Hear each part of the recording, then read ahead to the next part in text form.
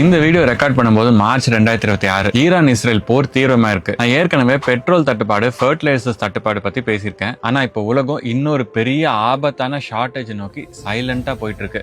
அதை பத்தி தான் இந்த வீடியோல பார்க்க போறோம். நம்ம எல்லாருக்கும் ஹீலியம் அப்படின்னு சொன்ன உடனே ஞாபகம் வருது முக்கியமா ரெண்டு விஷயம். ஒன்னு கலர் பெலூன்ஸ், இன்னொன்னு அந்த ஹீலியம் கேஸை உள்ள இழுத்துட்டு பேசினா வர்ற காமெடியான வாய்ஸ். ஆனா ஹீலியம் வெறும் ஜாலிக்கான பொருள் இல்ல, இது ஒரு சூப்பர் கூலண்ட். உலகத்திலேயே லோயஸ்ட் டெம்பரேச்சர்ஸ்லயும் லிக்விடா இருக்கிற ஒரே பொருள் இதுதான். இது பல இடத்துல யூஸ் ஆகுது. நீங்க ஹாஸ்பிட்டல்ஸ்ல பாக்குறீங்களா எம்ஆர்ஐ மிஷின்ஸ், அதுல பெரிய சைஸ் மேக்னெட்ஸ் இருக்கும். அந்த மேக்னெட்ஸ் சூடாகாம இருக்கணும்னா இந்த லிக்விட் ஹீலியம் வேணும். இல்லைன்னா அந்த எம்ஆர்ஐ மிஷின் மொத்தமா நின்னுடும். ஒரு எம்ஆர்ஐ மிஷின் நின்று போச்சுன்னா அதை ரீஸ்டார்ட் பண்ணவே $50,000, அதாவது 45 லட்சம் ரூபாய் செலவாகும்.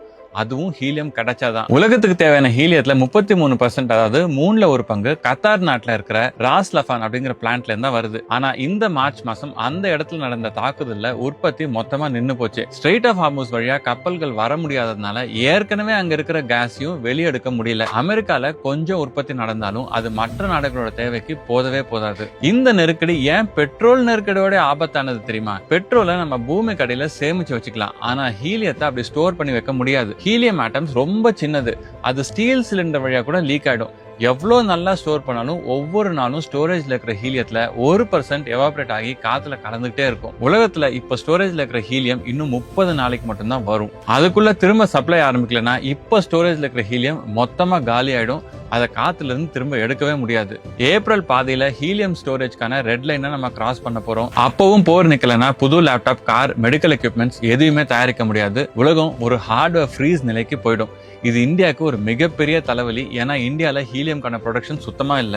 அப்போலோ, ஃபோர்டிஸ் மாதிரியான ஹாஸ்பிட்டல்ஸ்ல ஹீலியம் விலை ஏற்கனவே 3 மடங்கு ஏறிடுச்சு. இதனால எம்ஆர்ஐ ஸ்கேன் ரேட்ஸ் அதிகமாயிடும். நம்ம ISRO ககன்யான் ராக்கெட்டுக்கு இன்ஜின் பார்ட்ஸை டெஸ்ட் பண்ணணும்னா லிக்விட் ஹீலியம் வேணும். ஏப்ரல் மாசத்துக்குள்ள சப்ளை சரியாலனா இஸ்ரோவோட லான்ச் தேதிகள் தள்ளி போக வாய்ப்பு இருக்கு. இந்தியால இப்பதான் டாடா மற்றும் மைக்ரோன் நிறுவனங்கள் சிப் தயாரிக்கிற பிளான்ஸ் ஆரம்பிச்சிருக்காங்க. இந்த மைக்ரோ சிப்ஸை கூல் பண்ண ஹீலியம் வேணும். அது இல்லைன்னா நம்ம செமிகண்டக்டர் மிஷின் அப்படியே நின்னுடும். இந்த வெஸ்ட் ஏஷியா போர் இப்படியே நீடிச்சா ரொம்ப ரிஸ்கான ஒரு நிலைமைக்கு மொத்த உலகமே போயிடும்.